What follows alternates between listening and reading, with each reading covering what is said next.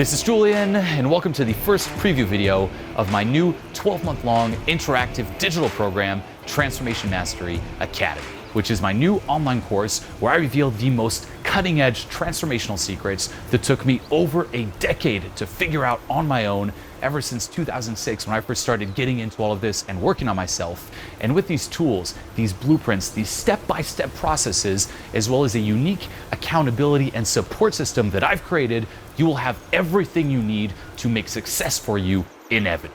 It's been the first time in over 10 years since my dad died that I actually felt like I did before. Transformation Mastery Academy is the culmination of all my years traveling around the world, teaching transformational work to tens of thousands of people face-to-face and millions online, where typically every single week I'm in a new city, a new country, meeting all types of people, dealing with all types of issues. And I've perfected my teachings, I've perfected my craft so that no matter who you are, what you're dealing with, this will change your life.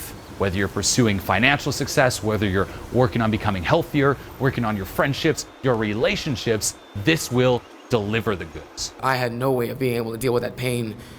I had no way of being able to handle it. And for the first time in my life, I finally feel an inner stillness and peace in myself. You see, teaching is a permanent lifestyle for me. It's all I've known my entire adult life. It's my passion, it's my love, it's in my blood, it's in my DNA, and I've dedicated my life to always being on the cutting edge of personal transformation and having the most result-producing concepts out there and easily being able to transfer that onto you. And this is what you're going to get and experience when you join Transformation Mastery Academy. This is the work that I'm famous for. It's my premium content. It's what I really have to offer, and I'd love for you to experience it and take your life to the next level. That was amazing, just being able to finally find that root reason. I believe that's probably, man, I've been searching for a long time to try to find that root reason of why I'm fucked up.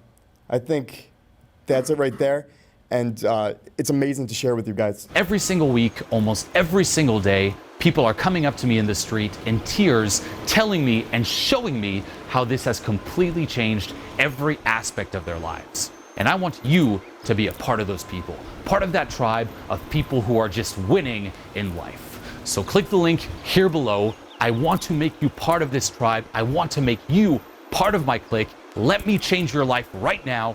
Click the link to begin. Click it right now. And what we're going to crack into here is the Transformation Mastery Manifesto, which lays down the foundation that this work is built on, which isn't like anything you've seen before. It's an entirely new approach that disrupts the traditional self-help industry and produces true, permanent personal transformation. So sit back and pay attention and stay with me till the end of this video, because at the very end, I have a very special announcement for you that you don't want to miss out. Enjoy. We live in a world of denial filled with denialists. Okay, what is a denialist? You. Just him, no one else. No, everyone, okay? One simple example, how you doing? Good? Good. Okay, that is a denialist. How you doing? Good. Really? You can test this. Just ask a friend like, hey, how's it going? Good. The autopilot response. Oh, good. How are you doing? How's it really going? Just add that word really. Okay, no, not how's it going. How's it really going? Well, I kind of feel empty inside. You know, I don't have much success with women. That's why I'm here. And I kind of hate myself. And, you know, my mom has this sickness and I'm dealing with that. And there's all this stress and my small dick and all this shit. And fuck, I just want to die. So you're saying that is good? Okay, that is a denialist, where basically, and it's not just you, I'm just fucking around here, it's everyone.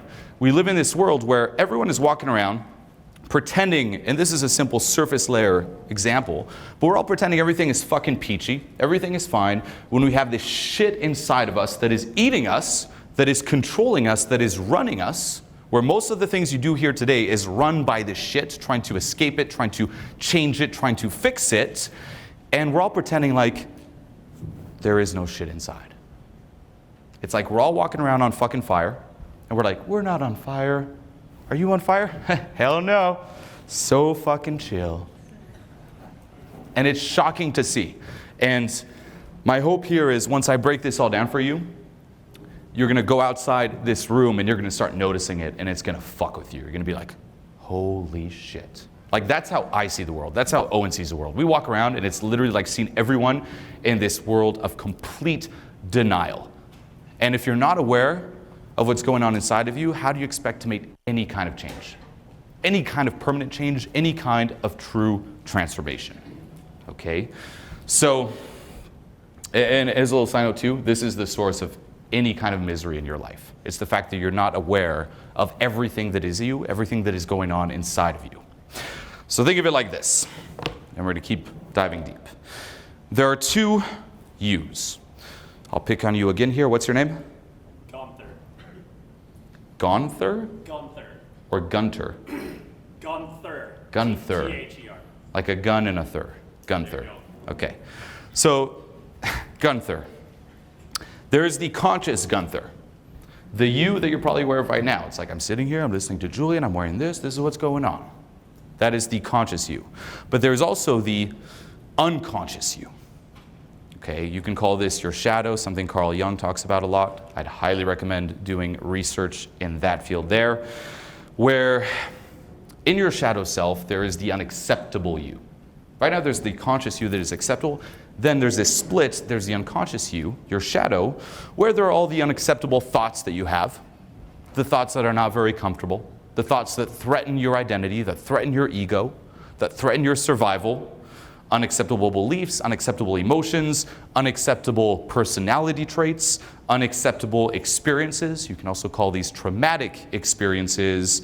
All the things that are you, that you've labeled as bad, and that you've spent your entire life living pretending that they aren't there. And we all have this. We all block shit out of our awareness. Like, you know what? This is really bad. That is not me. Something bad happens to you. Fuck, that is so horrible. That will fuck with me the rest of my life. That never happened. That happened to another me. It is not me.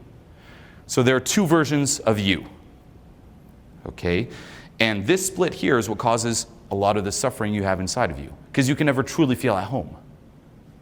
Here you are, there's your body, but there's only one acceptable side of you. And there's like this enemy inside. And this runs your life. Okay? A denialist runs or lives a life of escapism, trying to constantly escape, run away, and block the unacceptable part of themselves. Okay? This is why, for example, you might seek validation. You might seek love to fill a certain void inside. Because there's something missing inside of you. You can feel like this. There's a split. Here's the acceptable you. Here's the unacceptable you. You're not whole. And you know that if you don't do anything, including even thinking, this is going to start coming into your awareness. So you live your life trying to amplify the acceptable you, trying to run away from all this shit here. Chasing more validation, chasing more money, chasing more knowledge, trying to numb it through alcohol, through distractions, through socialization, through cigarettes, through drugs, whatever it is, through sleep. This runs you. And if you actually do a little audit on your life and you ask yourself like, when's the last time I acted in a way where I wasn't running away from something or running towards something better, you'll realize the answer is almost never. No? You ever hear like, live a life of your own design, create a life for you? It's the life you're living is not a life of your own design, it's a life of escapism, running away from this. Even finding a purpose. People are like, I need a purpose to be happy. I need a purpose to be fulfilled. That's not a true purpose. That is be controlled by the fear of not having a purpose, of running away from this shit here. Okay? So the true permanent process of transformation starts by realizing this, acknowledging and validating the shadow part of you, re-owning it, and letting go of your resistance to being whole. Okay? A quote I'd recommend writing down here is, you must acknowledge and re-own your inner demons, the shit you've been running away from your entire life, or it'll keep running you and they will keep torturing you. And at this point, you might pretend on the surface like everything is fine, but deep inside, you know you're hurting, You know you're being tortured. You know you're on fucking fire. There's a little test here, and I challenge you to actually be honest answering this. How many here in their lifetime have had a suicidal thought pop in their head? Raise your hand. Okay, look around the room. Shocking, no? Everything is fine. Yet there's this. How many here, being honest, and I challenge you to be honest, hard to do, have had a suicidal thought kick in once a week? You're not going to act on it, but it just kicks in. Raise your hand. Okay. How many people here are unable to spend time alone doing nothing, just sitting with themselves? Raise your hand. Okay. This one I know is complete bullshit. It's all of you. Okay. It is so hard to do this, by the way, that I know you're all lying. Immediately, when you go home, the first thing you play music, do something, like you just can't sit alone. You can just do a test here. Go to a restaurant and observe couples. As soon as one goes to the bathroom, what's the first thing the other one does? Yeah. And you know you'll do the fucking same. It's like, oh, any notifications? I must not stay alone with myself. Or else, I will have to face everything that is me. Okay? So, this is the premise. Let's start with the approach. Okay? A denialist's approach is an outward-focused approach. Why? Everything is outward-focused with the denialist because you're constantly trying to escape that shit inside of you, your shadow. Okay? Internally, that's why it's like, oh, distraction, numbing, always away from who I truly am. So of course your approach is like, I might have realized that I feel like shit inside, but the way I'm going to fix this is by focusing on the external, because that's the way you go about everything. So if this is how you feel inside, you might focus on your life situation. You're like, you know what, I feel like shit, but it's because I don't have women. It's because I don't have enough money, not have enough friends, I don't have a good house, I need access to cooler things, I need to travel more, I need cooler clothes, I need this. And this is the route that everyone takes, inside and outside of self-help. Outside of self-help, it's mainly materialistic things like money, cooler house, so on and so forth. And there's a famous saying, of course, money doesn't buy happiness, or does it? But even going deeper here, in self-help, it's like gathering more books, attending more courses. It's this constant external focus, hoping that this will in turn affect how you feel inside. And I'm sure you've realized it didn't work. Okay? I remember when I first started my journey, like going up and saying hi to women, like working on my dating life, I literally thought, gun to the head, swear to God, if I could just say hi to a girl and get her to respond back positively and smile, my life would be complete. Put me on a lie detector, swear to God, if I could just get one good reaction, my life would be complete. And I got it. And then what happened? It didn't work. I guess I need a good reaction, but I need people to see. Got that. It didn't work. Okay, I need a good reaction and a phone number. Got that. It didn't work. And you're constantly chasing the next thing and the next thing and the next thing. Right now, if you do an audit on your life, I'm sure there were multiple things you thought, once you had those, like that's the missing link, the missing thing in my life, and you have it, and here you are chasing the next thing. No? And that is crazy to reflect on too, because what kind of life is that? You're ultimately chasing these things you don't enjoy, because you realize it didn't work, and then you're chasing another thing. So if you don't even enjoy the result is nothing. You're chasing phantoms. You're chasing absolutely nothing, going from one phantom to the next. Is that living? Okay. Now you might realize that. And this happens in self-help once you start working on yourself. You're like, okay, fuck the external. Let's focus on my personality. Positive affirmations, become smarter, etc., etc. But even that doesn't work. Okay, and this is what I realized before my scandal is I had everything that I could think of externally, yet inside that experience of me was the same. And that's when it really fucks with you. Okay, to illustrate this, Imagine you're in your 20s. You're a guy. What does every guy in their 20s want? Bitches. Sex. Okay? Hot girls, sex. You get that. Now, what's better than sleeping with a hot girl? Sleeping with many hot girls. And I got that. Now, what's better than sleeping with many hot girls? Sleeping with many hot girls and telling your friends about it. I got that. What's better than sleeping with many hot girls, telling your friends about it? Sleeping with many hot girls and telling the world about it. And having the world cheer you on. So you get double validation. Like, imagine how hyped you are. Like, say you go out tonight and like you sleep with a beautiful woman. Like, to tell your friends, like, holy shit, man, you know what happened last night? Imagine saying that in front of rooms filled with people and people like, yeah, like cheer, like throwing shit, like, you're the man. There is no higher high. Actually, there is. What's better than that? Getting paid for it. So you sleep with the hot girls, you get validation from the hot girls, you get sex with hot girls, you get validation from guys, and money from guys because you're sleeping and get a validation with these girls, and you're traveling around the world, so you're seeing everything, you're meeting amazing people, you have awesome connections. There is honestly nothing to bitch about in your life.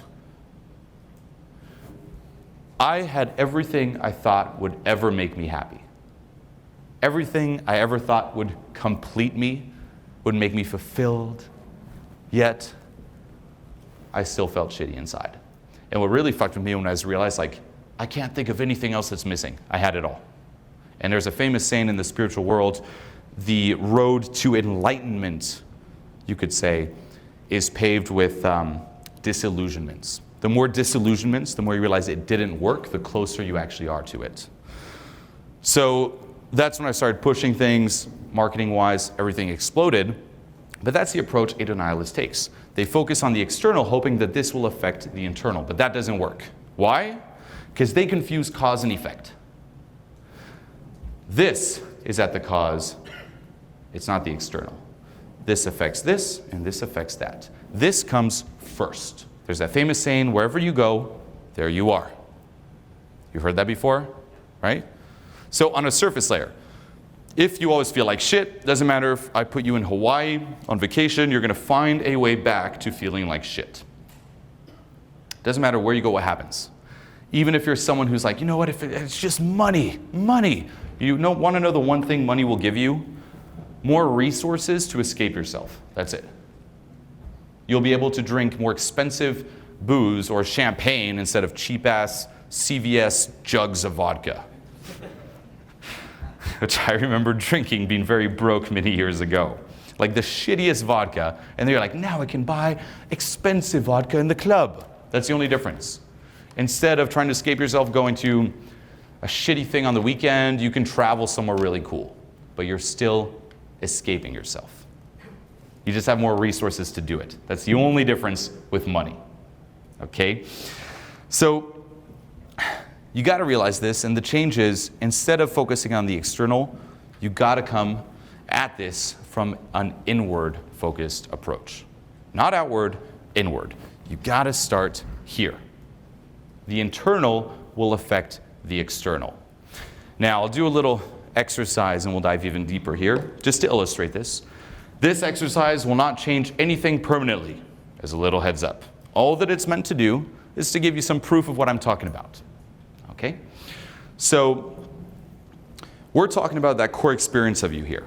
When you change that core experience of you, you literally step into a completely new experience of the world and everything around you. And it's permanent. But you can also see how this works on an emotional level. Where right now we're all sitting in the same physical room, here in the seminar room, and you all feel differently. Like we're all in the same physical world, but we're actually not in the same world. We're in different realities here. And right now, if you look around your room, like, okay, I'm sitting here. If you're someone who's, say, very pissed off, you're going to be looking for reasons to reinforce why you're pissed off. You're like, is it a little too hot in here, a little too cold? Oh, I don't know about where's the infield footage? Like shit like that. You're going to find ways to be pissed off. If you're someone who's very afraid, you might be very afraid. Like, oh, is he going to ask me a question? Is he going to put me on the spot like Gunther here? What's going on? Like, that dictates your reality. Those are different emotions, but like this core state, what it really feels to be you, what it's always felt to be you your entire life, that colors your external experience. So to illustrate this, look at your external experience now. You're here in this room listening to my voice, how you feel. Okay? Now what we're going to do is we're going to do a very simple, funny exercise. And once more, it's not permanent, but it will give you that proof, where in a moment, you're all going to stand up, and for 30 seconds, you're just going to jump up and down and laugh as loud as you can. That's it. Just jump up and like loud as you can in a moment. Now, just the thought of this, okay, and this is your ego speaking, you probably don't want to do it. Okay, emotional addictions. You want to stay feeling whatever you're feeling. But indulge me here and actually do this exercise, and then look at the environment around you after doing it.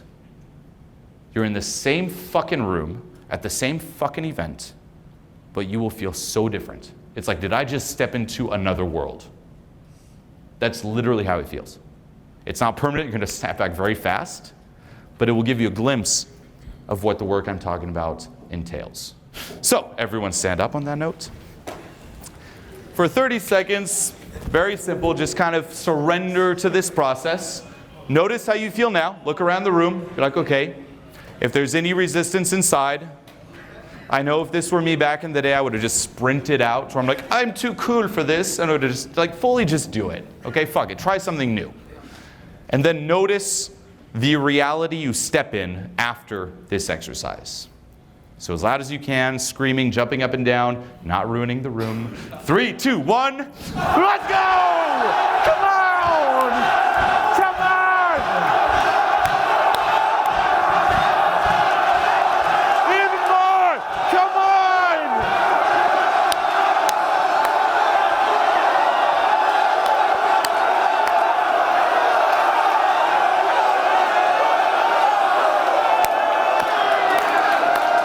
Good! Give each other a hand! Come on! And have a seat, have a seat, have a seat.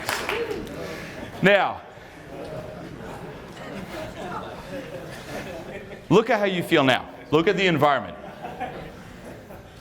Do you want to go back to the previous reality? It's very different, right? You know it's not permanent, but you're like, holy shit, like nothing changed out here. You're sitting back where you were exactly. Nothing changed.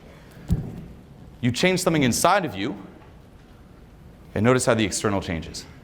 Your experience of the world. You stepped into a new reality. It's temporary, but that's what you want to do on a permanent level. This is a glimpse of proof that will hopefully help you buy into this approach here. An inside-out approach. Okay, you still have to act in the real world. You can't just sit at home like, oh, just make myself laugh in my house all the time. Like, no. But it starts here. Okay, this is the first thing to realize. Going deeper. You also have to change the approach with how you attack that experience of you. So you might realize, okay, it starts with what's going on inside. That's at the cause. Fuck this outward-focused, denialist approach. At the cause, I feel like shit. You might even be honest here. Like, you know what? I feel like shit. Everything's not good. I feel like shit. I'm going to, in that case, work on making myself feel better. But that doesn't work. That is not the approach. Why? Because it keeps the original assumption that you feel like shit alive. Does this make sense? You can't make yourself feel better without originally feeling like shit. So it's the same thing. The feel like shit comes first. And it will color whatever you do.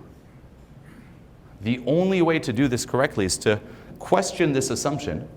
Do I feel like shit? Perhaps instead, I actually feel awesome inside. Perhaps I'm whole, I'm fulfilled, I'm complete, but I've bought into some bullshit, some lies. I'm hanging on to some beliefs that have convinced me that I feel like shit. And the approach is not making myself reach this point, it's letting go of all the shit that's convinced me that I'm down here. You gotta change it. Now, if you wanna go even deeper, there's a third approach that people take at an even lower paradigm, where they're like, I feel like shit. And instead of trying to make myself feel better, you know what I'm going to do? Make everyone else feel like shit as well. So we're all on the same level. So that's where some people are at. You then tend to go through this phase here. It's like, optimize it, and then you question this and you let go. This is why I keep preaching letting go. Question the assumption. You can't become confident, because trying to be confident tells you you're not confident to begin with. And it doesn't matter what you do, you're still not going to be confident to begin with. You can't become confident. You can't become fulfilled. You can't become whole. You can't become enough. Because if you have to do something, or get something, or think something, or feel something to become enough, what does it tell you? That without that thing, you're not enough. So you're not enough. So question it. If I am enough, what have I bought into? What am I hanging on to that is telling me that I'm not enough? And this brings us back to that split that I talked about in the beginning of this event here. Okay? And really think of it like there are two worlds inside of you. Okay? Remember, there's the acceptable you, the unacceptable you. You can view it as there's two worlds. The conscious you here, what you're thinking of in the present moment, but then there's this whole world going on inside of you. And there's layers and layers of resistance to becoming aware of this. And this is an important thing to understand. Just because you're not aware of this world doesn't mean that it isn't active. And understanding this explains so much in our lives. When it comes to self-sabotage, for example, doesn't ever surprise you, like, why do I keep fucking shit up for me? No? Why do I keep being pulled back? Like, why don't I want the best for myself? Because that sure as hell used to fuck with me. I'm like, here I am trying to do all these cool things. Like, what is it inside of me, this enemy inside, that keeps trying to fuck shit up? Or that pulls me back? No? Now, what's the approach we take? Okay, I self-sabotage. What can I do to fight self-sabotage? Keeping that assumption alive. I have self-sabotage. What can I do? And you're going to keep self-sabotaging. Instead, it's, where does this fucking come from? What is keeping it alive? And what can I do to let go of this shit?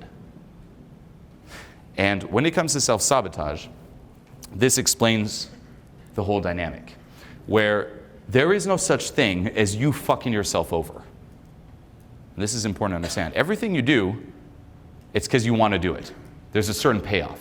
You would never, consciously or unconsciously, fuck yourself over.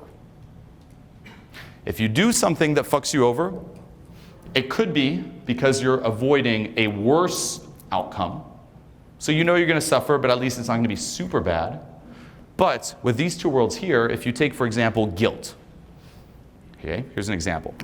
I feel awesome. I'm not guilty. I deserve great things. Consciously. Down here, bullshit. You know what you did. You know what you did in the past. Bullying your cousin, as an example. Something you did, something you didn't do, something you feel guilty about. You know what you did. You deserve to be punished for that. You deserve to suffer. You don't deserve success. If you get success, you're not getting the punishment you deserve. So what do? You fuck up all these good opportunities to get the punishment you deserve. There is a part of you you're not aware of that wants the punishment. So self-sabotage, you're getting exactly what you want. However, you're not aware of the part of you that wants it. And when you become aware of it, when you let go of that part of you that says you need to be punished, you need to suffer, now there's no self-sabotage. Now you don't have to find techniques to fight against that pull. There is no pull. Okay? And there might be some things you're conscious of right now. You know what? Julian's right. I did this in the past. I did that in the past. But, and I'll discuss this next, a lot of the things you experience guilt or regret about, for example, I need to be punished over, you can't even become aware of them right now. Because there's layers and layers of resistance between these two worlds. There is a reason you created this split. At the time, you're like, you know what? It's not beneficial for me to focus on this, to be aware of this. Disown it. Put it in my shadow. And the more time you spend living your life pretending it's not there, resisting it, the more dread accumulates around being aware of it and re-owning it. Similar to, and you might have heard me talk about this before, if you go out tonight and you spend a little too much money. Tomorrow, you don't want to check your bank account to see exactly how much you spent. Okay, you're like, fuck, you know, I know what I fucked up. I'd rather just not know. If I don't look, I'm not broke. Every day that passes, the dread accumulates, because now you're still spending, you're living. And you're trying to guess, like, oh shit, I guess it's around there, but I really don't want to see the exact number. That's something external. You do this with parts of who you are your entire fucking life. If there's so much dread around checking your bank account, how much dread do you think there is around being aware of the stuff you put in the unacceptable you, in the shadow you? The next step is how to make this conscious. Okay, so you're following me so far. Internal approach, question the assumption. It's not add more, but let go. Let go of what? The stuff that's in here. Now, the stuff that's in here is buried under layers and layers of resistance. How do you become aware of what you're not aware of? You can't let go of something you're not aware of. So here, you have to find techniques, exercises, processes to bring this shit up. I'll give you some of my favorite ones. Following the times you're triggered, being aware of the times you're triggered. Okay, what does triggered mean? Eckhart Tolle would call this a pain body attack. It's when something that is in that other world gets poked at and starts coming a little closer into your awareness. That's been triggered. And the way it'll manifest is your response to a situation, to a person, to reality will not be proportionate to reality. So let's just take, for example, a bunch of guys here going up and saying hi to a girl. Is that scary? Yes, it's not necessarily comfortable. You're saying hi to a stranger. Is that life or death scary? No. But if we do a little audit on our reactions, and this was me when I first started going up and working on my dating life, I literally felt like I was jumping out of a plane and I was going to die. Hey, go say hi to her. That's not that's not a proportionate response to reality, right? You're not hanging onto the wall. You're not trembling about to shit your pants because you're saying hi to someone. What is realistically the worst case scenario? No, thank you. Nice to meet you. So why the fuck are we so afraid? Yet we never stop to ask ourselves this, like, why am I so afraid? We just assume it and then we try to find ways to fight it. Okay, that's cool, trying to fight it, but anything you do to try to fight it keeps that fear alive. So no wonder you never free yourself from approach anxiety. You'll see advanced people, they still have approach anxiety. They're just better at fighting against it. What about not having it? Okay, so that is when you're triggered. One example out of many. Another is you could be pissed off at someone. Like, oh, I'm over him, I forgive that person, and then they do something, you're like, fuck that person. Totally over-exaggerated. It's like when something takes over, or when you go through a breakup. You know, is a breakup fun? It's weird you have to hesitate on that. Everyone's like, it depends on who broke up with. No, it's not fun at all. There's a lot of grieving. It's like there's a lot of shared history. You're splitting up. However, is it something that should run you 10 to 20 years later? No. But why do we see it all the time everywhere? I'm sure you all know someone. If you're younger, it might even be a parent, an uncle, a grandparent, a friend of a parent. They still keep talking about their divorce or that breakup 10, 20 years later. They might even be married again, yet it still runs them. No? Yeah. Is that a proportionate response? Is that a good response to reality? No, disproportionate. That is when you're triggered. Okay? Now, in our society here, we try to avoid being triggered. We label triggered as bad. Even in the mainstream, in the PC, political correct world, there are safe spaces to avoid being triggered. My view is change the approach. I love being triggered. Why? Because when you're triggered, as I mentioned before, it's when something that you're not aware of comes a little closer up to the surface. And it's a lot easier to be aware of it now than when you're not triggered. So triggers actually help you identify some of the things that are in that other world, that unconscious world. So you can use them to your advantage. Now the key is not to focus on what situation or what person triggered you. That's irrelevant. It's shifting your focus to what is triggered inside of me. So let's just take, for example, going up and saying hi to a girl. I'm going to die if I say hi to her. Take your focus away from the girl. Where did this come from? When was perhaps another time I felt this? When was perhaps the first time I felt this? And as an example, I experienced this, I'm sure a lot of you have too. You're a kid in school and people find out you like a girl. How do they respond to this fact? Are they friendly and encouraging, or do they tease you, mock you, and shame you? Do you really have to think about this? Is it only where I grew up that people teased people? Yeah, I remember I liked a girl in my small little town in Switzerland. Everyone found out, and I felt like my life was over. I could just give up and die. That's how it felt. Everyone found out. It's like, oh no, Julian likes this girl, oh my God, Julian, this girl. The whole class, I'd be walking in, I'd see whispers and giggles, and even the girls would talk about it. They'd tell her. That was even worse. It felt like the whole town fucking knew. Now, as a kid with a very limited perception of the world, what is the world for me? This classroom. There is no other countries or other spots I could live. As a fucking like 5, 6-year-old kid, what's my world? This class. There are no other people on earth except for this class.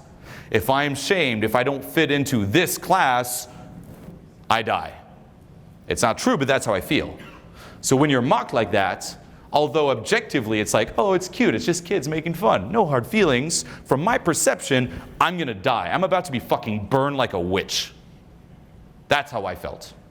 So what does your survival instinct say? Disown this, hide this. The part of you that likes a girl, never show anyone again. Put it in the shadow you. That's what it happens. That's how you do it. It's in those situations where it's like life or fucking death. And then you live your life. You're in your adult life, and now you're faced with a situation, going to say hi to a girl, where you have to embody the aspect of you that likes a girl. And that same life or death will kick in, and it'll be amplified because there's the accumulated dread over all these years of trying to hide it and disown it. Okay? That is a trigger that is associated to a past traumatic experience. Now with trauma, where you hear traumatic experiences, we always place the label like, going to war and getting your fucking half your body blown off. That's traumatic. Yes, it is. But you know what else is traumatic? Being teased as a kid for liking a girl. You know what else is traumatic? Being lost in a grocery store as a kid. Why? Because it's too overwhelming for you to process. You're a kid. You have a different perception as an adult. It's so overwhelming, you disown the experience completely. You disown the part of you completely. So anything can be traumatic. We've all gone through traumatic situations. We've all had traumatic experiences. Objectively, they could be super chill, like being lost in a fucking grocery store, whatever. Not for that kid, not for that you at the time. And you've disowned that. It is part of you, but you're pretending like it's not, and that creates that split. And when you're faced with situations that kind of bring that back up to the surface, you're triggered, resistance kicks in, panic kicks in, and we try to stuff it back down. Now the skill, building what I just said, is using these to your advantage, is instead of stuffing them back down, bring them up even more, process them, let go of them. Okay? So triggers are extremely helpful. You can also reflect back on your childhood. That's another way, where you really have to understand how we are conditioned growing up. Okay? And there are 3 things that you must be aware of when it comes to social conditioning. The first is, when you're born, you come into a society.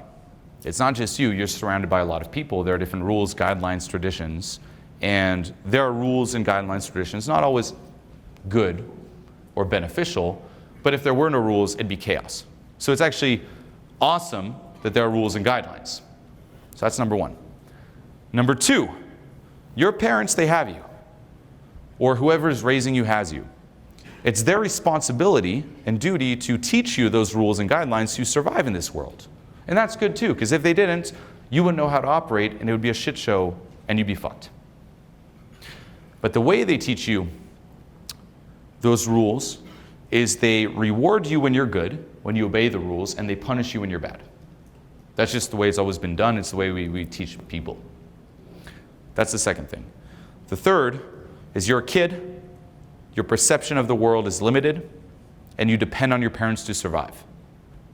Put all these together, and this explains more of this split, or more of what you put in that world that's out of your awareness.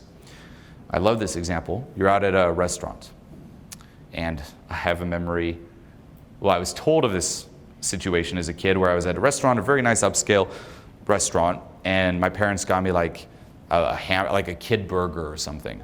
And I asked my mom really loud, like, "Mom, is this dead cow?" Like really loud. And all the tables like, "Oh, the fuck that family," like that. Now, that's just like one funny example, but like say you're loud there with your parents. From your parents' perspective, it's like, okay, it's totally fine. You know, we're not pissed at the kid, totally fine, but we should still teach this kid that to be mindful of the situation, of the context, of the people around. If they keep disrupting, it's gonna affect their lives in non-beneficial ways. So they might tell you, hey, don't be so loud. Don't say that. Be very quiet here in a restaurant. And they might even say it very chill, like the way I said it here. The way you interpret it as a kid, though, could be very different. In your mind, it could be like they turn into demons and they're yelling at you and they're about to eat you alive. They're like, "Don't fucking be loud." You're like, Now, they're teaching you a lesson. From your perspective, it's like, oh shit, they don't love me now. Disapproval, punishment equals no love. Because I depend on them to survive, what does no love equal? Death, abandonment and death. So in your mind, it could be like, you are about to die right now unless you're never loud again. Unless you disown the part of you that is loud. I'm not loud, that's not me. Okay? And then we also wonder why we don't feel good enough, by the way.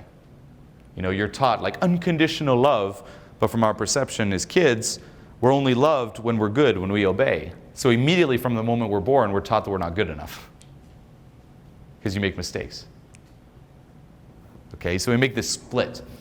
And it's important to acknowledge here too that what's in your shadow could be, for example, something horrible that happened to you, like a traumatic experience. But, as I discussed before, that traumatic experience could also not be that bad. Being lost in a grocery store, being teased for liking a girl. The aspect of you that's in there could also not be that bad. We think, oh, it's all the bad parts of humans. No, it could be the part of you that's loud. And that's why here you are, and you might be someone who's quiet, someone who's shy, someone who's stifled, and you're faced with a situation where you have to speak up and be loud, and you fucking freeze. And it's not like a voluntary freeze, it's like something takes over. That is why. Linked to a previous experience, that's the cause, that's what you have to process and re-own. Okay? So, what's in your shadow isn't necessarily bad. It isn't something that you must act on either, or express either. All that it means, and this is the process of transformation, is validating it, acknowledging that it's a part of you. Facing fear's bluff, if you will. You think you're gonna die, it's like opening that closet where the monster's inside. You're like, oh my God, the fucking monster, and then realizing there is no monster. That's how you do it. But reflecting back on your childhood, different experiences, also how you were raised, what was valued in your family or at school. Okay, because this also applies to say you're in school and your teacher yells at you, shut up. Okay. Never be loud again, because they have authority. They're the ruler of this world. It is the classroom. But this will help you become aware of some of the things that are down there. Another thing you can do is have, and this sounds a little weird, a conversation with the shadow you. Ask the shadow you what's down there. Some questions you can ask, for example, are, why am I not good enough? Now when you hear this, immediately consciously you're like, of course I'm good enough. What the fuck are you talking about? Or, oh, it's because of maybe this thing, but I'll fix it. Don't answer it. Repeat the question in your head to yourself. Why am I not good enough? And see what comes up. I'm not saying you're not good enough, but I am saying that there is a part of you, a version of you, a shadow you that does believe that you're not good enough. Ask it. Why do I deserve to suffer? Why do I deserve to be punished? Ask the shadow you. See what it says. And you might be surprised. You're like, fuck, I feel awesome now. I'm totally over it. And you actually sit down. You're like, why do I deserve to suffer? You didn't do this thing. You didn't jump at this opportunity 15 years ago. You know, you weren't what your mother wanted you to be. Shit like that just kind of comes up. You never even really think about it, but as I said before, just because you're not aware of it doesn't mean it's active. That's going on in the background. There are two little voices inside. There's the conscious, I'm here listening to Julien, fuck yeah. In the background, you're not good enough for your mother, you piece of shit. You're not aware of it, but it's going on. And you're like, why am I self-sabotaging? Why don't I feel awesome right now? Piece of shit, piece of shit, piece of shit. If you don't keep focusing externally, this gets a little louder. You piece of shit, your mom should have aborted you, you piece of shit. Like, yeah, that's going on inside of us. One of many examples. Usually it's actually a lot worse, and it's many fucking things. Become aware of it. To process it and let go of it. Reflecting on yourself and your life from the perspective of you being dead. Okay, and it's a meditation that we're going to do in a bit here, where you're all going to lie down, and I'm going to guide you through this, and you're going to imagine that you just died right now. Now this is something most people don't want to do. It's like, what, imagine you died? Yeah. Why? Because if you're dead, and you can actually buy into this perspective of being dead, and then you reflect back on your life, on who you are, there is less resistance between the two worlds. You don't have to lie to yourself as much anymore. The reason you're lying to yourself is you believe that if this comes up, you die. But if you're dead, you can be a little bit more honest with what's going on inside, with what is running you, with what you're hanging on to.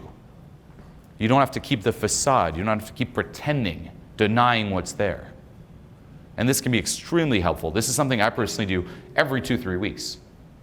I have a recording at home I listen to of my own voice where I go through this meditation and I see what comes up. And it always just recalibrates you to some of the stuff that's down there, some of the stuff you actually value, you pretend you don't value. That's also something that causes a lot of suffering, where you want this is what you value, but you live a life that's not in alignment with that. Become aware of when you escape yourself. And this is something I recommend writing down. And the reason I tell you to write it down is if you don't write it down, that's the first layer of resistance, because you keep it very vague. You're like, well, I guess it's this. Writing it down, it forces you to be precise, and it makes it real, because it's right there in front of you. But do an audit on your life and write down some of your go-to ways to escape yourself. There might be some ones that pop up right now, like smoking, drinking, drugs, weed, porn. That's a huge one. Okay? Going on YouTube for hours. I'm actually curious here. Who here, fully honest, like it doesn't mean you always act on it, but like would say they're addicted to porn? Raise your hand. Like fapping, there's a whole no-fap. You might be practicing no-fap, but you know if you stop, you're going to be right back in there. Yeah. What about addicted to YouTube? Spends like a long time on YouTube, and you're like, fuck, I spend too much time. Yeah. Okay. TV shows or movies, or like torrents or streaming and shit. Hi. Cool. Some examples. Anything could be an escape. Food. Anyone overeat too much? Yeah. Or like when they're stressed, they eat. Yeah. Okay. Those are some things. Some ways you escape. So write them down, and then you want to start catching them. Similar to when you're triggered. It's like, oh shit, I'm about to do that thing that I know I use as a way to escape myself, or numb how I feel, or medicate how I feel, or distract myself for how I feel. And instead of doing that thing, flip it around, be like, what am I escaping? Similar to a trigger. What is being triggered? And this might require some time to practice. Like at first, you're going to be triggered, you're going to act on it, and you're only going to notice you're triggered after the fact. You're like, oh fuck, I was triggered. Then you're going to catch it while you're triggered, but the pull's going to be too strong and you're still going to do the thing. But then soon enough with practice and awareness, you'll be able to catch it and dive right into it. The same with escapism. You're like, oh man, I'm about to jack off. I know it's my escapism. Fuck it. Like the pull's too strong. But soon enough, you'll be able to catch it and dive into what it is you're escaping, which is linked to that split, to that world that is out of your awareness. Okay? Well, that's actually subtle too. It's like, it's never the thing that's necessarily bad. Like, yeah, people use self-help as a way to escape. Reading is a way to escape. Things that actually have a good impact on your life, but the drive behind it, that's what you want to be aware of. So if you know it's coming from, oh shit, like it's not like I'm inspired to do it. It's coming from desperation or need, like clasping, like ugh. That's what you want to become aware of. So remember, it's never the thing, it's the place it's coming from. And then of course, once you're aware of it, you bring it up, you must let go of it. That is the process. That's what you must change. Instead of chasing new things, externally focused, internal, question the assumption, okay? Instead of adding, it's letting go. Letting go of what? That shadow, that split inside of you. What is inside of there? How does it come about? Social conditioning, past traumatic experiences. There's layers of resistance because you think you're going to die. Find ways to blast through those layers to bring that up, and once up, let go. And when you let go, your life will fucking change. Okay? The way it'll change, I'll illustrate this too if you think of self-sabotage, because it sounds very abstract, like it'll just change. Another great exercise is write down your ceiling for success when it comes to health, wealth, relationships. Okay? What is your ceiling? What does that mean? How healthy do you deserve to be? What is too good for you? What do you keep being pulled back to? If you pass this, you always find a way to be pulled back. How much money do you deserve to have? At what point is it too good for you and you find your way just subtly spending it or losing it? Or making dumb decisions and just being pulled back to this? Relationships, whether it's friends or romantic partners, what do you deserve to be with? Physically, internally, emotionally, intellectually. What is too good for you? Another way of being aware of the relationship is around who are you stifled? All right? You ever notice if you talk to a woman, you feel like you're in the same league or you're even out of her league, you're not stifled? Because it's under your ceiling of what you deserve. You're like, of course I deserve her. And shit just flows. You don't run out of things to say. You don't get nervous. You don't get stuck in your head. But then as soon as you talk to someone you think is too good for you, outside your league, you freeze. Now what do? You meet this girl that's outside your league. We try to find techniques to fight it, to fight the ceiling, to fight being stifled. What about letting go of this fucking ceiling and just not being stifled in the first place? And that's what happens. When you do this type of work, instead of going up and being stifled and fighting against it, you're just not stifled. Any girl, it's just like, of course I deserve her, and it just fucking flows. Things become a lot easier. And it translates into massive success. The same with relationships. You know, it's like, I don't deserve a good relationship. You're going to start self-sabotaging that relationship. I'm sure a lot of you have. Like, she's too good for me, and you're going to create dumb arguments, or she might actually do it, and shit explodes. You just can't let success land. There's such a focus today on trying to make success happen right? That's where all your effort goes. But can you actually let it happen? Because what tends to happen is like consciously we're pulling it in, yet the other world is pushing it away. Unconsciously we're pushing it away, okay? And think of it like this on a small level, like a compliment. If someone walks up to you and say you're at a very, very low level, you're just like, I suck, and someone's like, hey, nice shirt. Your mind is not even gonna register the compliment. What are you gonna think? This person is being sarcastic, they're dissing my shirt, fuck them, right? Okay, like even acknowledging that it was a compliment is too good for you. You can't let that land. As you move up, you'll realize it's a compliment, but then you'll push it away. Nice shirt. Oh, this shirt's nothing. Fuck this shirt. Oh, whatever. You still can't let it land. And then as you move up, nice shirt. Thank you. That's just a compliment. Think of different opportunities or people in your life. I'm sure there's a lot of people, and reflecting back now, I see it even in my past, like people going up and similar to that compliment, offering amazing things for you, yet you block it off. You can't even see it happen. And then you start seeing it and you still fuck it up. That's the self-sabotage you're aware of. What about the self-sabotage you're not even aware of? It's insane. Okay, so those are some questions to ask yourself. Another really good one too is being aware of how core beliefs work. Okay, and this is big. I'm sure you've heard of the different ways we learn growing up. Okay, there's first-hand experience and second-hand experience. It's as simple as that. Okay, first-hand is how do I know that if I touch a stove, I'm going to be hurt? You touch it, fuck, okay, never do that again. Now you know, first-hand experience. Second-hand experience, you're going to learn from someone else. Now, how do you filter what to believe if you've not experienced it firsthand?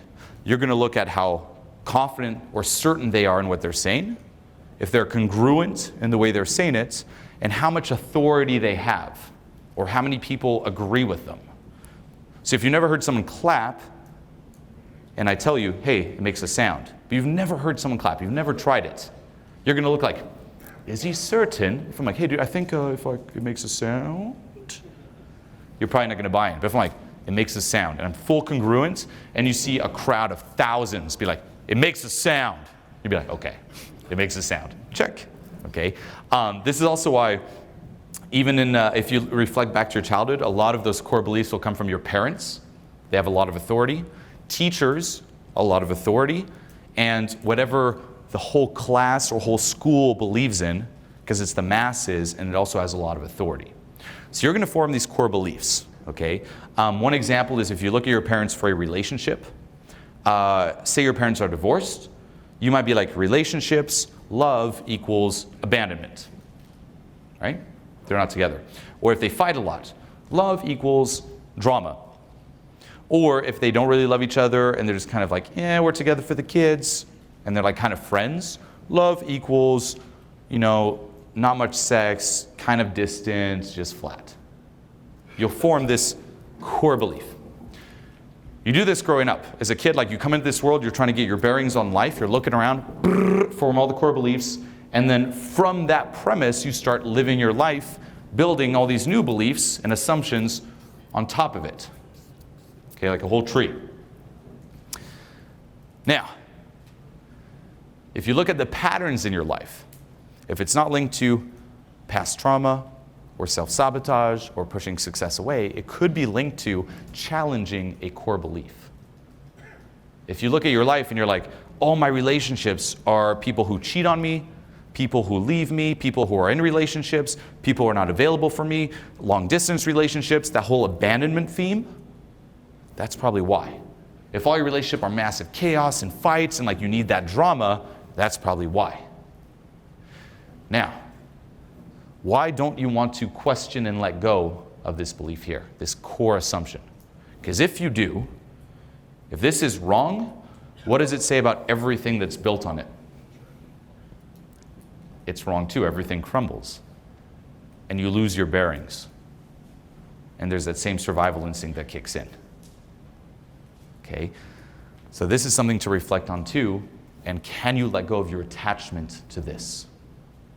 And that'll change your life completely as well.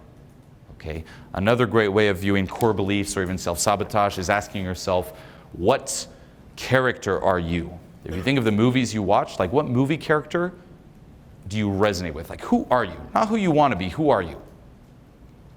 I'm sure you've heard me talk about this a lot. Like, I used to identify with like the self-destructive artist big time. In any movie, I'd always find the character who was like, ooh, the more self-destructive, kind of like could make it, but they just kind of destroy shit for the sake of it. That was me. High drama, self-destructive. 100% me. That was like my guilty pleasure. Some other people, it might be, I'm James Bond. Some other people, it might be like, I'm Spider-Man. Some other people, I'm Good Will Hunting. You know, the guy who has all this untapped potential that doesn't live up to it. What is your character? And if you write it down, you're like, okay, say Spider-Man. I'm Spider-Man.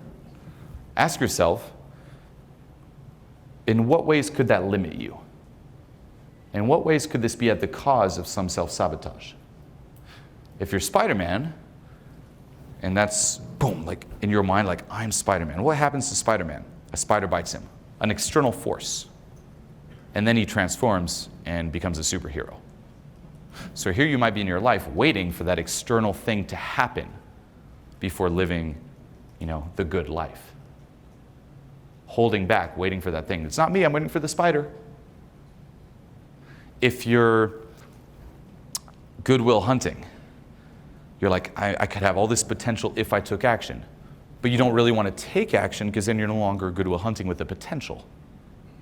If you're James Bond always cool, James Bond never makes mistakes. You might not take risks because you're afraid of making mistakes because then you're no longer James Bond. If you're self-destructive, you can't fully be healthy or successful because then you're no longer self-destructive. You can't have a good, healthy relationship because then you're no longer self-destructive. Okay? So identifying that will also kind of help, what's running me? And then even deeper than that, it's like understand the same way we're hooked on like core beliefs, core assumptions, we're also hooked on, you could call them core states or core emotions. Okay?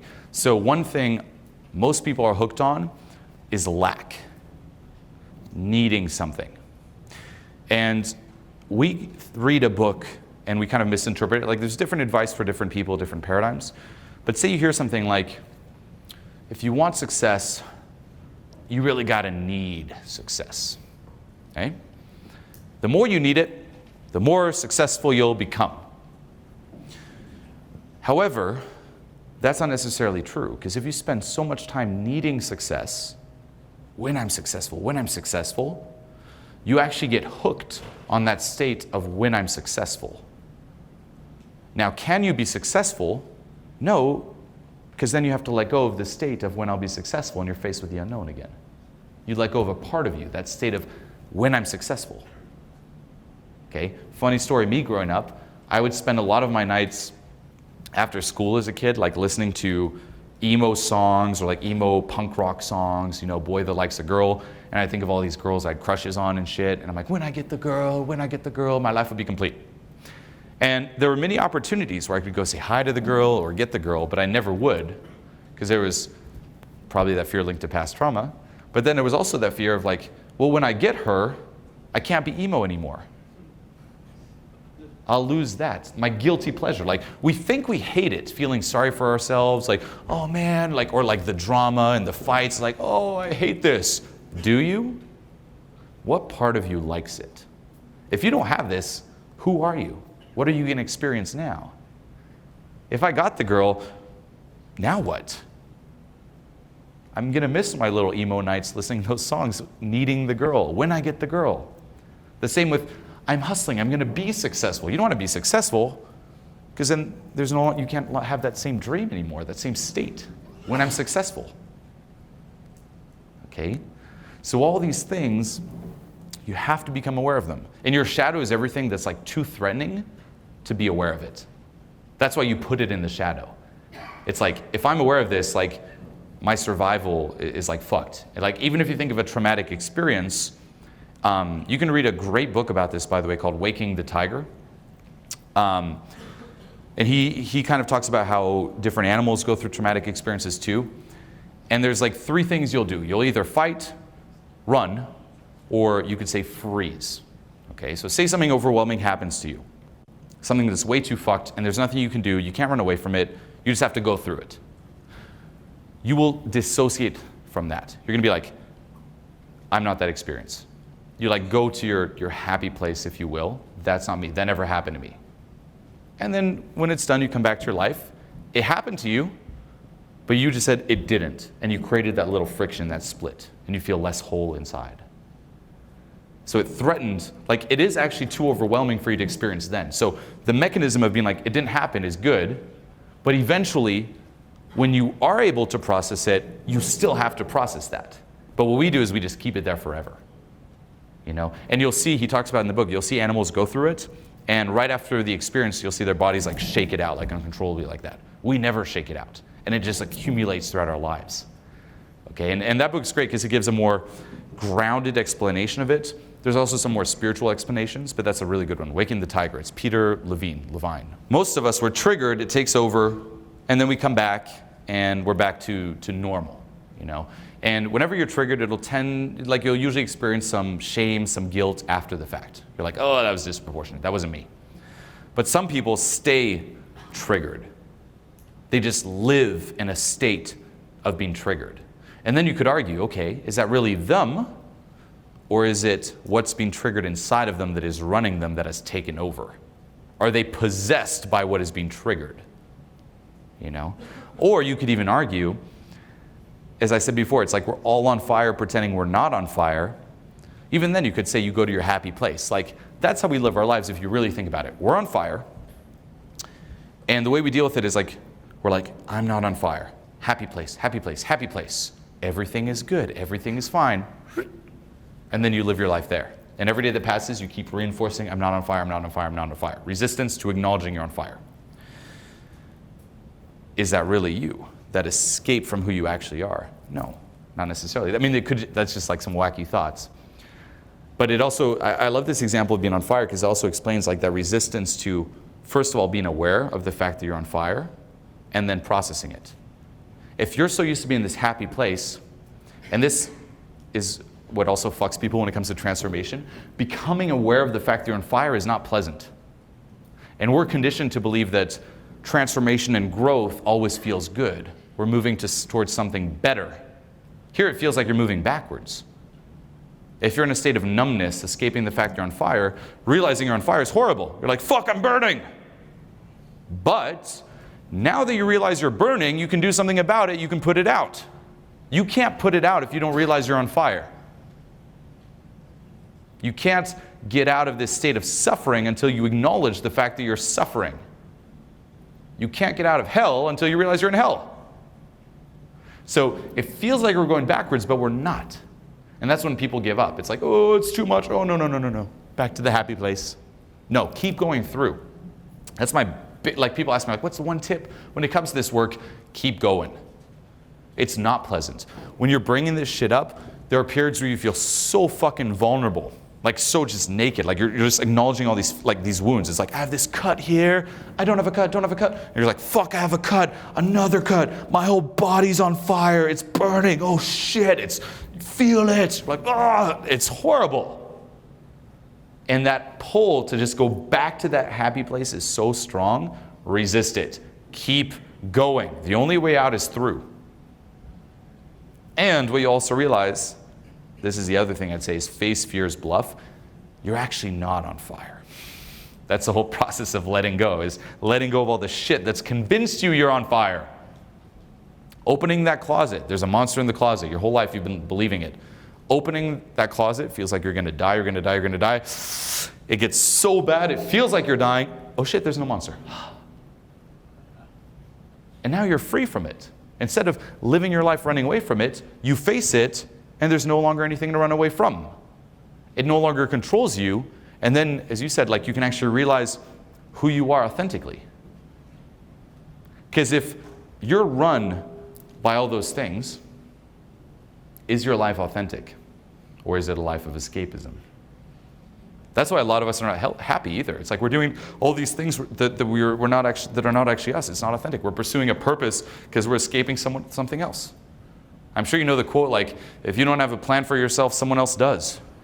Right now, your shadow has a fucking plan for you. Past trauma has a plan for you.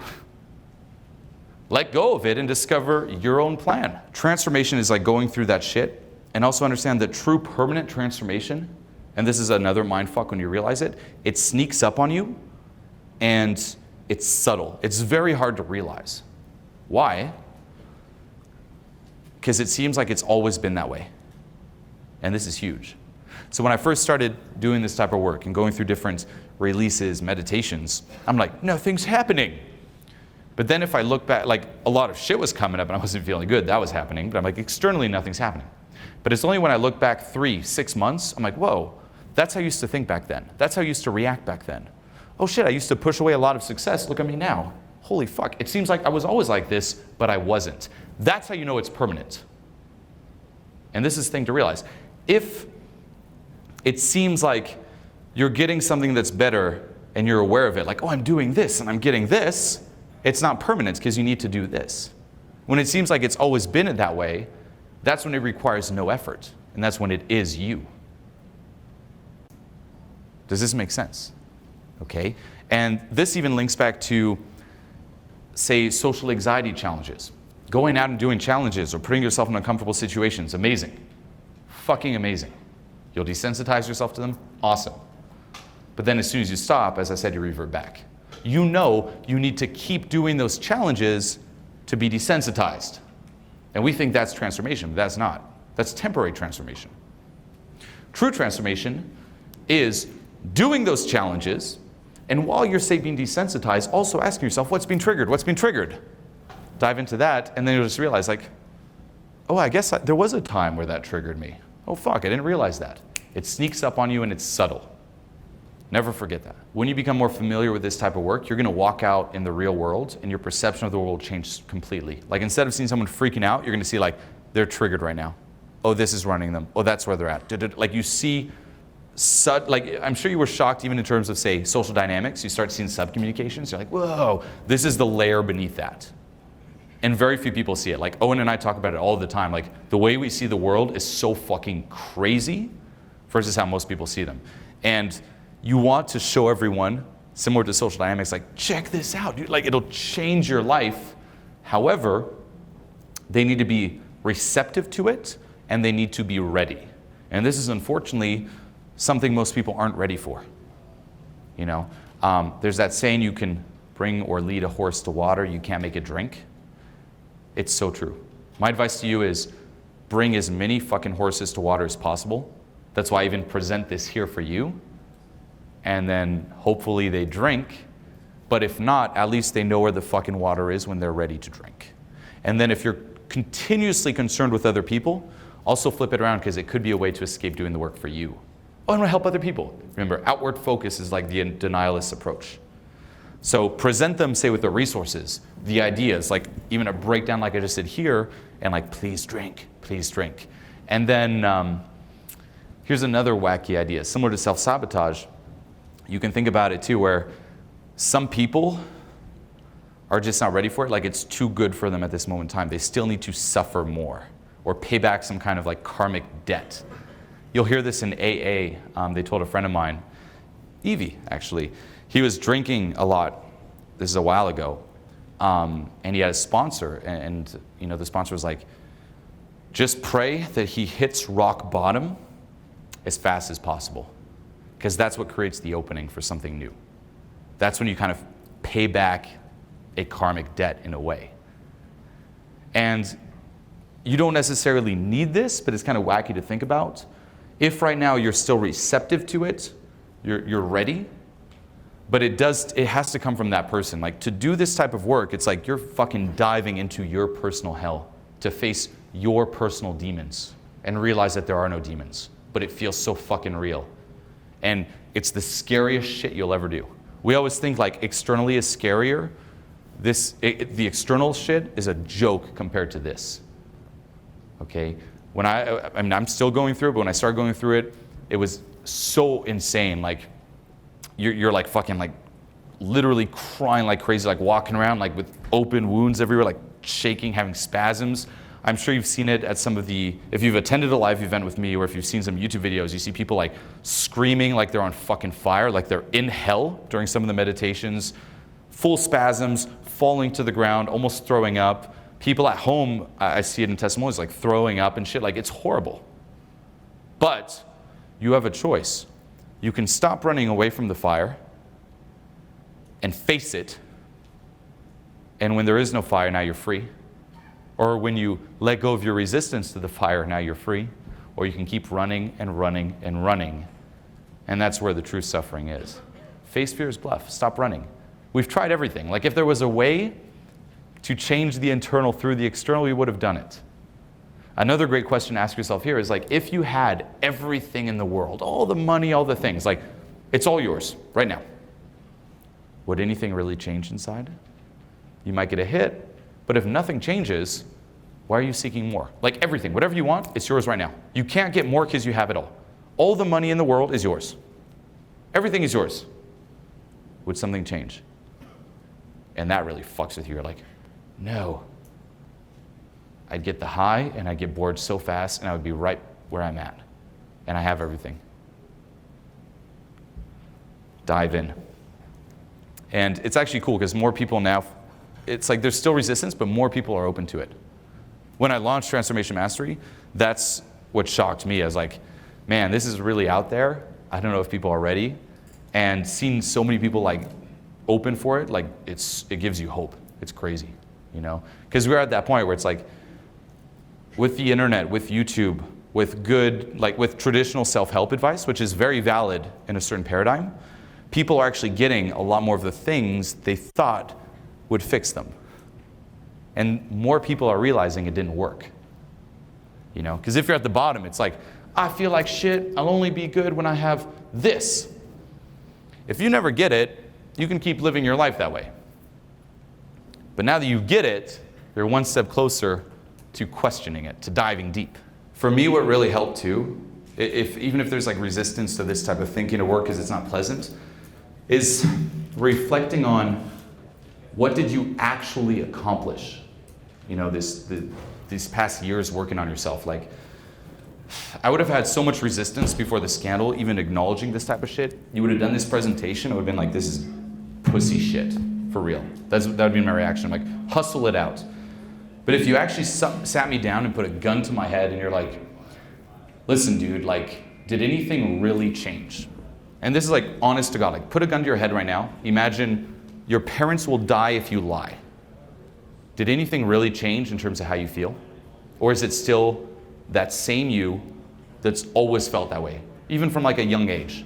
Just always felt like you didn't fully belong, never fully adequate, a little different, like things were a little harder for you. You're looking around like, everyone has it so much easy. What did I do to deserve this shit? Is that still you? Because if it's still there, because it was for me, then what the fuck have you been doing?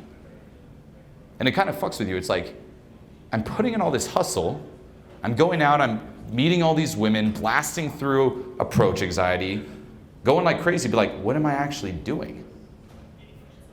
You know? It's absolutely insane. You're like, what the fuck? We don't want to realize it because it fucks with us. We're like, that means I've been wasting my time mentally masturbating. Yes, you have. You actually have. But it's led you to this. And you got to realize that, like, okay, I've been wasting my time.